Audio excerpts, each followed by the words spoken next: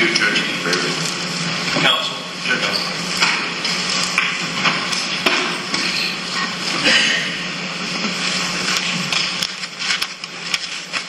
Good morning, ladies and gentlemen of the jury.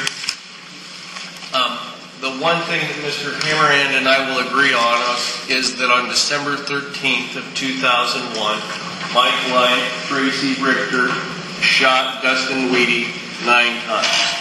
That is the only thing that we will agree with him on. My client, on that day, her worst nightmare occurred. Her husband at that time, Michael Roberts, was on a business trip. She has 3 children. She has an 11-year-old by the name of Bert Pittman from her previous marriage. She has a 3-year-old, and his name was Noah. Noah, you'll hear, has Asperger's, where with Asperger's, the child needs constant attention from the parent. And she had a 1.5-year-old child by the name of May, M-A-E.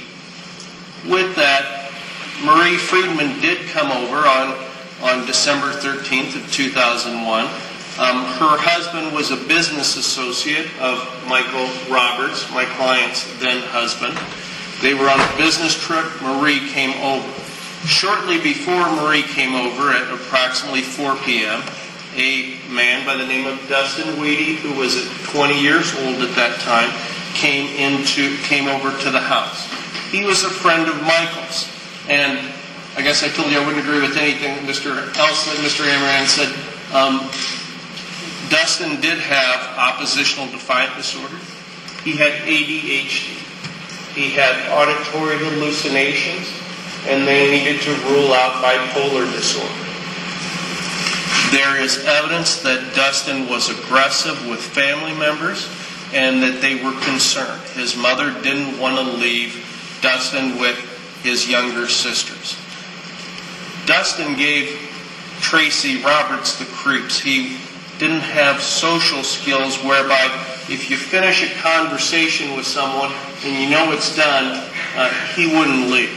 He was a friend of Michael's. In fact, Michael Roberts had taken Dustin out paintballing, and they would go to abandoned houses and they would shoot their paintballs. Tracy didn't want to have anything to do with Dustin. When Dustin came over to her house at 4 p.m. on December 13th of 2001, he indicated that he wanted to know if there was some work to be done there. Tracy's trying to get him out of there, and quite frankly is relieved when Marie Friedman pulls in, and she tells Marie Friedman that Dustin gives her the creeps. She wants, meaning Tracy Richter, wants Marie to stay overnight because she doesn't want to be by herself. This is an old Victorian house. The lighting in the house isn't very good. It's one of those older houses where it's darker. And with that, Marie decides to leave. There's some issue regarding regarding Bert Pittman going to basketball practice that night. Marie leaves. Tracy takes her 3 children upstairs. She makes sure that the light is off downstairs because otherwise Noah will go down the steps and go on the first floor. But the only light to that area of the hallway is a downstairs light. And Noah's afraid of the dark. So with that, they know if they keep the lights off, Noah won't go down there.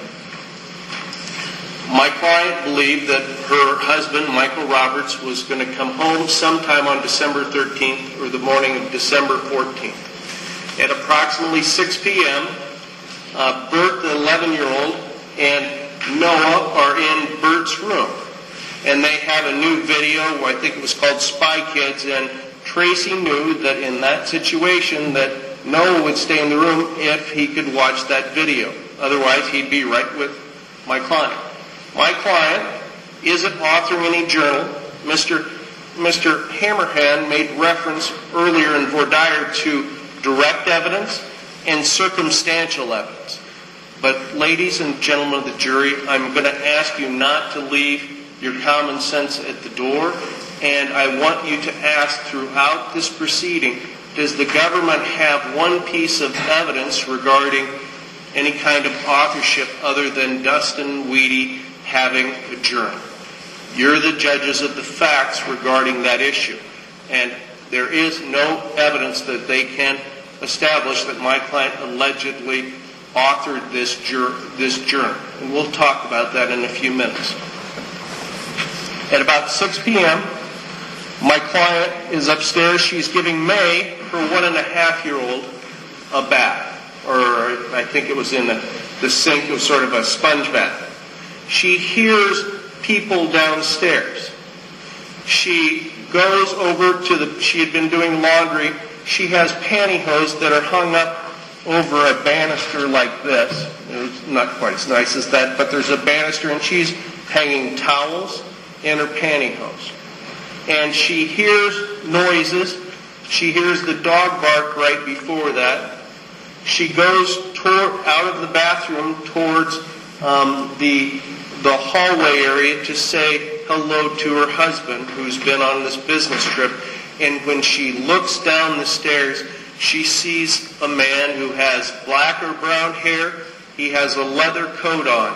He's approximately 5'10", 5'11", and she knows by looking at him that he's not there, and he's not there for good.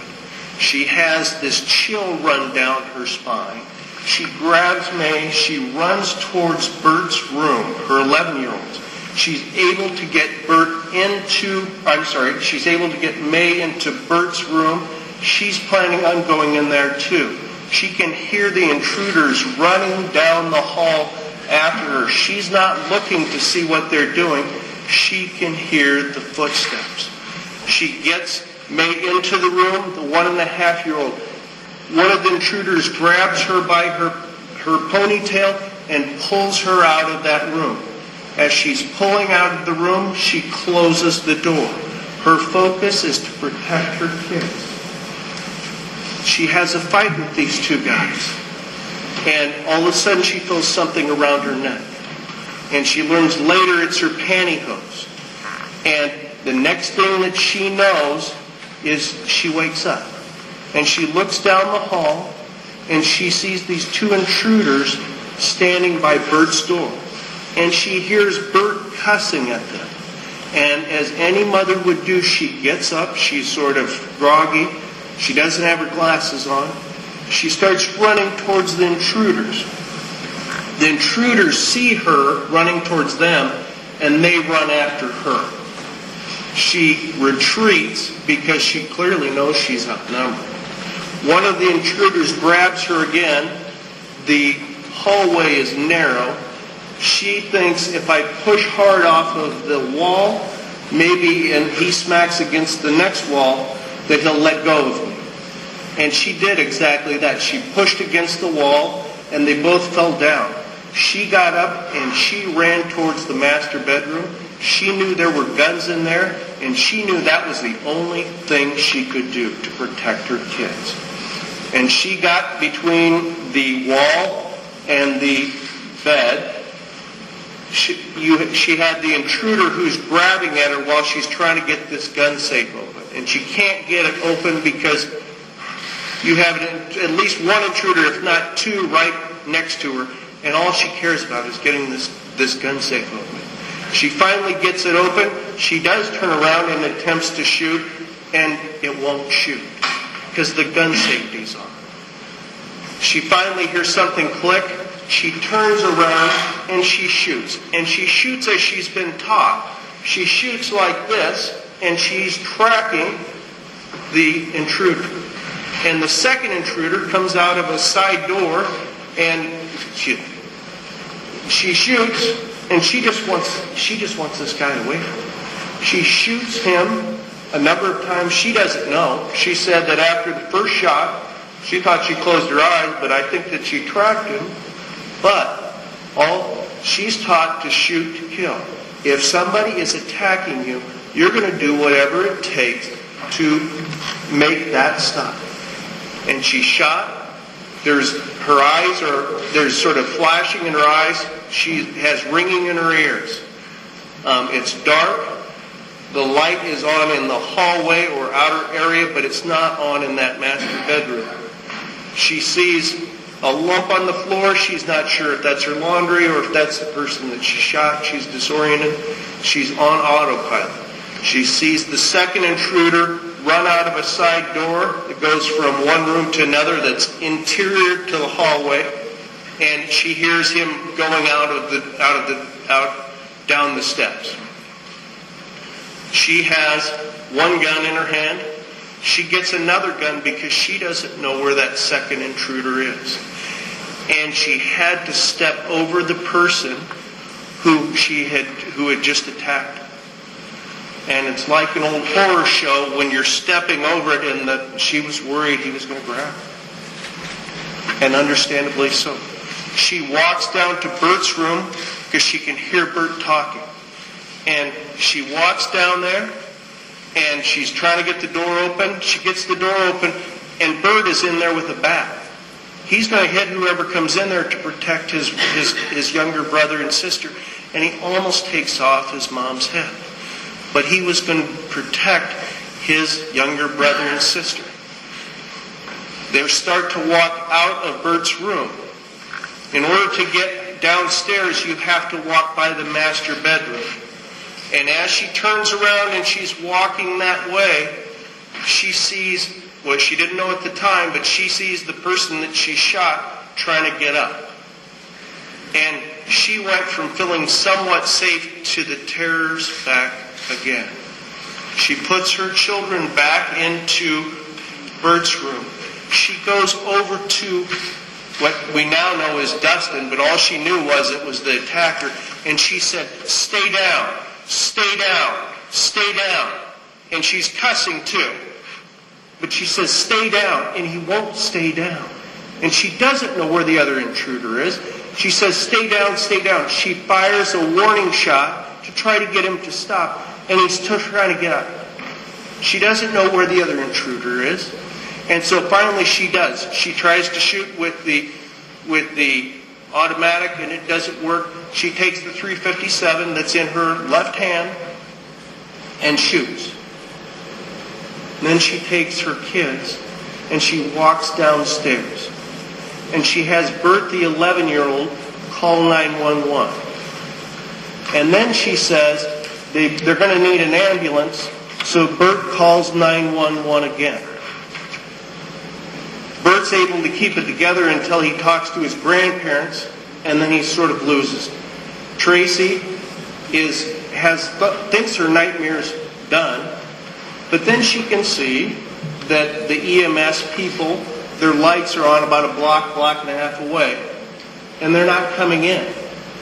And then she sees somebody in the bushes, and that person is saying, "Come on out, come on out."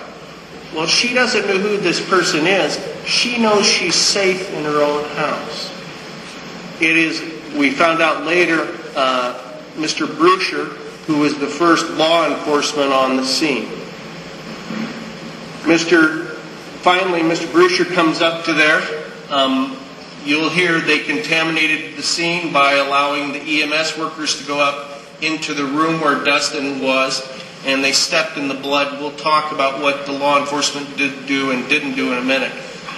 But Tracy is now to the point where she's having problems breathing. She talks to Lieutenant Sesford, who you'll hear about. She's taken over to the Loring Hospital, and she is treated by a Dr. Marcheski. Dr. Marcheski will tell you that she has ligature marks around her neck, and that they're consistent with someone being strangled with pantyhose. Dr. Marcheski will also tell you that the wounds on her hands and her legs are defensive wounds. Now, you're the judges of the fact. You decide why the government wouldn't call Dr. Marcheski, but he will testify to that. And Mr. Sesford, he's a former lieutenant for the Sac County, he will tell you that the wounds around, the ligature marks around Tracy's neck are consistent with being strangled, and that the injuries on her hands and on her legs, well, I take that back. I don't know if he saw her legs. He clearly saw her hands. He says they're consistent with defensive wounds. They have a DCI firearm expert. His name is Robert Harvey. Robert Harvey comes to the scene. His job is to process the crime scene. When Lieutenant Sessford, who interviews both Tracy Richter and her son Bert Pittman, he interviews both of them, and then he talks to Robert Harvey, the firearms expert, after he's investigated the scene, and they determine that Ms. Richter's statements are consistent with the evidence, including the bullet trajectories. I want you to ask yourselves, please, 3 questions throughout this proceeding. And since I'm doing this, since I'm not doing this in the proper order, my associate, Ms. Anderson, is doing it.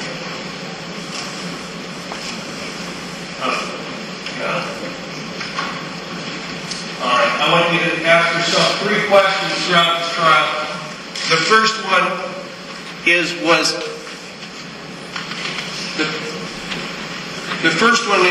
was Dustin Weedy the aggressor in this action?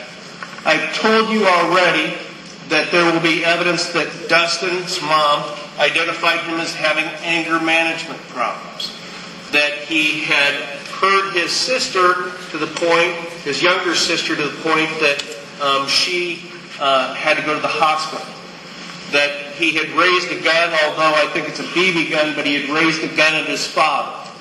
He had cornered his mother in the past.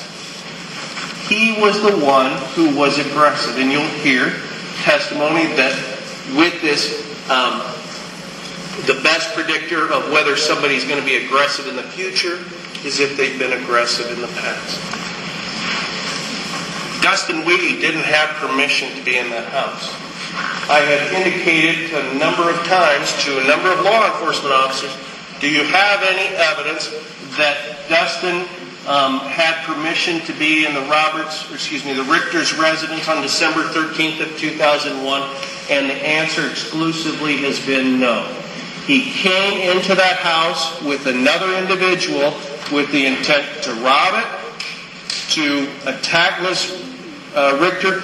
I don't know. What I do know is that he came into that house without permission, with her children there, and he attacked her. And he strangled her, and she protected herself. The second issue is this. Did Tracy Richter believe she was in imminent danger of death or bodily injury? You're the judges of the fact. You'll see the injuries to her neck and to her arms and to her hands. You'll hear people, both lay people and medical providers, say that the strangulation marks are consistent with the pantyhose. And finally, did Ms. Richter have reasonable grounds for her belief? Well, you're the judges of the fact in there. You're going to have to apply your common sense to this case. And after hearing the evidence, you'll have to decide. But I submit that in this, Dustin Weedy and the second intruder were up to no good. My client was strangled. This intruder and Dustin Weedy broke into the house, and she was simply protecting herself and her children. I want to talk about law enforcement now.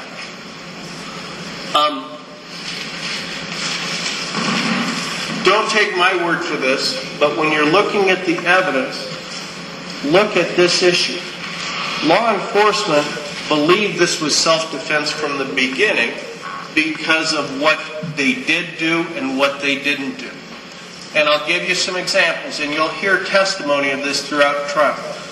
My understanding is the standard operating procedure for the DCI whenever there's a homicide or shooting is that you videotape the area.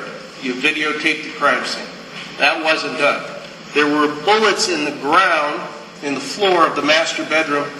Those bullets weren't retrieved. When Tracy Richter is at the Loring Hospital in Sac City, they don't take her clothes. They don't do any fingernail scraping under either Dustin's fingernails or under my client's fingernails. Now, why is that important? Well, it's important if you're having a struggle with somebody, you're going to have some kind of epithelial cells come off into the underneath the fingernails. None of that's done. They don't take her clothes. When I asked former Lieutenant Sessford about that, he told me, well, we believed it was self-defense, that the victim here was Tracy Richter. They only dust one side of Dustin's vehicle. They do fingerprinting for the passenger side.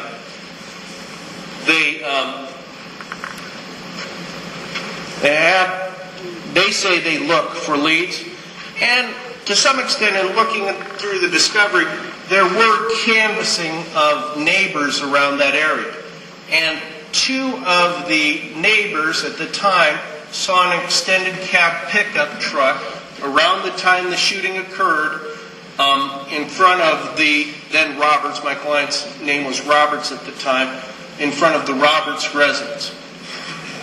And they learn about that.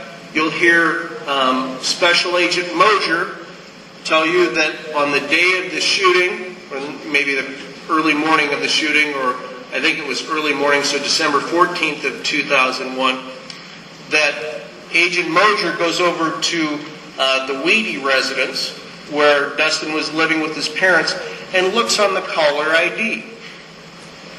And on the caller ID, there's two telephone numbers. One is for Aaron Mendenhall, which was the boyfriend of one of Dustin's younger sisters, and another one was a gentleman by the name of Jeremy Collins. Now, let's talk about Jeremy Collins for a while. Jeremy Collins has an extended cab pickup truck at the time. He quits his job at Schwann's Ice Cream or Food on December 11th of 2001. He pays off his truck on December 11th, 2001. He's having an affair with Mona Weedy at the time.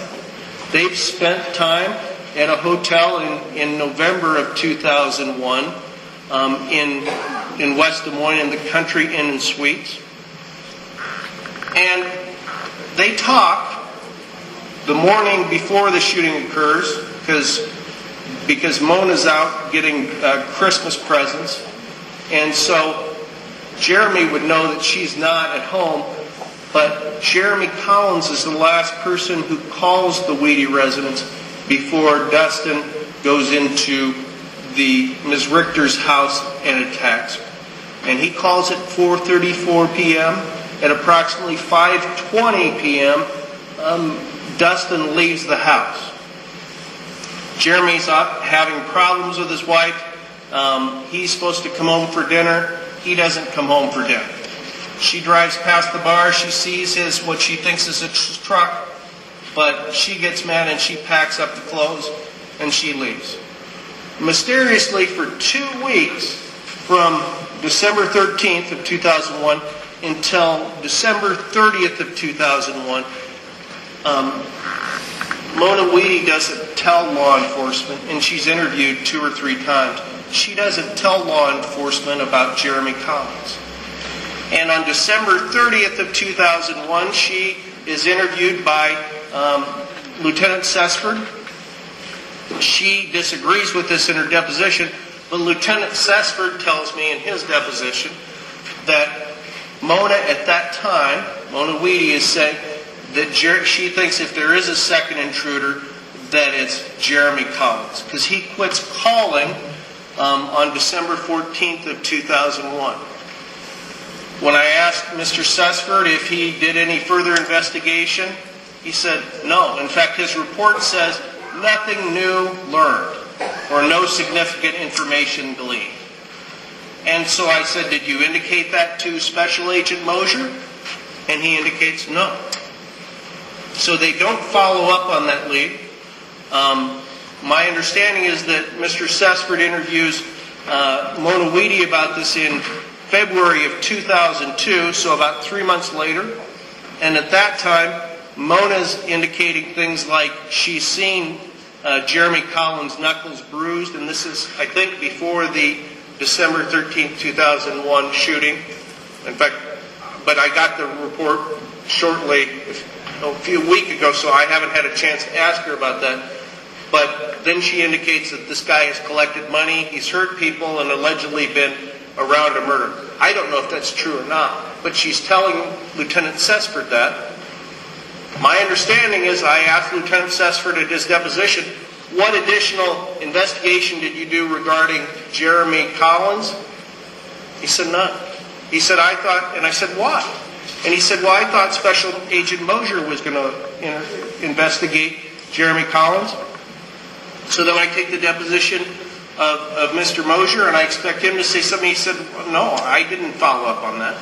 But what they did do is there was a sheet that shows Mona and Dustin being at the hotel at this Country Inn and Suites. But they don't do any follow-up until 2005 when the new Sac County Sheriff, Ken McClure, does determine that Jeremy Collins' truck was paid off on December 11th, 2001. And then in 2009, Special Agent Velita, who you'll meet, he flies all the way to Germany because he's now reopening the case. He flies out to Germany to interview Jeremy Collins. Jeremy Collins says, I didn't do it. And Mr. Velita doesn't ever do any kind of follow-up on that. He doesn't check out his story. Mr. Collins tells Mr. Velita, I went to work for my dad, and my understanding is Mr. Velita doesn't even go and talk to Jeremy Collins' dad. The charges are filed. We do investigation. We find out this information. I take Mr. McClure's deposition, Sheriff McClure's deposition a few weeks ago, and I said, do you plan on doing any more investigation? And he says, not unless I'm asked. Well, apparently he was asked, because then the next week he goes out and talks to Jeremy Collins, and Jeremy Collins' now ex-wife, Heidi Collins, and Jeremy Collins' father. And in the report, Mr. McClure, who's a nice guy, says, we didn't think you did it in 2009, but I thought I'd come over here and tell you about it because now the defense is looking at this issue. But there's no additional evidence. They don't even do a photo line. All they had to do was take a photograph of Jeremy Collins, put that with other people, and show that to Ms. Richter. But I submit they didn't want to find a second entry. And that's where you as the judges of fact have to make that determination. In 2009, the DCI set their sights on Tracy. And here's what they do. Special Agent Velita goes and interviews Ms. Mona Weedy on December 26, 2008. There's a 97-page interview. Ms. Weedy doesn't make any reference to Jeremy Collins in that interview. I'm not sure why. We'll have to find out. But then Special Agent Velita gets a warrant. And what they do is something called a total station. And a total station is this. And I didn't know before this. But a total station is they go into the house, they do all the measurements, and they get everything exact. And then what they did is they hired somebody outside of the DCI, or Division of Criminal Investigation, a gentleman by the name of Rodney Engler. And Mr. Engler comes in after this total station is done, and he does a forensic evaluation. And a forensic just means they're trying to try to recreate the scene, sort of like CSI, but not quite. And so Mr. Engler goes and looks at all of the evidence that's over at the DCI, and then they go out to the crime scene, or where the Richter residence is. And what they do is they have two DCI people. They have one DCI person who's about the same size as Dustin, and then they have another DCI agent who's about the size of Miss Richter. And what they do is after they looked at the photographs, they put dots on the person who is to portray Dustin Weedy. And they have entry wounds, and exit wounds. And they try a number of different things, and they take photographs, and they do trajectories. So what they do is they have ropes, and they sort of follow where the evidence goes. And they find another bullet when they're looking now, almost 10 years later. And I believe the crown molding, they find that they've missed another bullet. And guess what that showed? It showed that all of the original bullets, all the trajectories, when they had these two agents try to recreate the scene, that all the bullet trajectories came from the south side of the bed. And they determined that additional shots were fired, and that those additional shots would have come from the doorway where Ms. Richter was telling Dustin to stop, stay down, stop. And Mr. Engler determined, at least reviewing his report, is that Dustin had his head raised at the time because there was blood that was transferred to the right side of his cheek. Now you think, why is that important? Well, that's important because if his head's up off of the ground at the time, that would be consistent with what Ms. Richter indicated, that she was telling him to stay down and that he was trying to get up. Needless to say, criminal charges weren't filed in 2009 after Mr. Engler came through and did the forensic recreation. But then there was additional information, and Mr. Hammerend has talked about the journal, the pink journal. Well, there is Dustin's handwriting, and that's confirmed by Dustin and then a DCI agent that it was Dustin's handwriting taking exemplars looking at the two. They found apparently a latent palm print, and it was on the notebook. Well, it's not Tracy's. I'm sorry, it's not Ms. Richter's. They did fingerprint analysis on the journal. It's not Tracy's. They did a writing sample. And what they did is they took writings from the journal. They took writings from Tracy that were found. And guess what? They don't match either. All the objective evidence from their own experts established that her statement is consistent with what happened on that night. Now they say, our new evidence is we have a journal. Okay. Dustin did have mental health problems. I don't want to speak ill of the dead. But you're going to have to use your common sense in this and think, okay, this boy is writing a journal. The state now says that my client authored that journal. Listen throughout the trial to see if you hear any evidence or any witness saying, Tracy told this child to write in this journal, I'm supposed to be watching Trump, make it look like an accident. And when they say the journal stopped, that's total conjecture on what that was and what wasn't. There was a journal in there, but other people knew about that journal as well. Tracy's now ex-husband, second ex-husband, Michael Roberts knew both Mr. Pittman and Mr. Comey. And here's the thing. Ms. Higgins, when she's interviewed twice, once in 2001, shortly after the shooting, and then in 2002, she makes no reference to the journal. And there will be another person who will come in and testify that she told Ms. Higgins about a journal or notebook, and that she was the one who told Ms. Higgins. But their new evidence is that Tracy Richter knew about a journal. Well, a lot of people knew about this journal. So what I'm asking is, throughout this case, I want you to ask yourself the three questions. One, is Dustin the aggressor? Two, did Tracy believe that she was in imminent danger of death or bodily injury? And did Tracy have reasonable grounds for her belief? Thank you very much.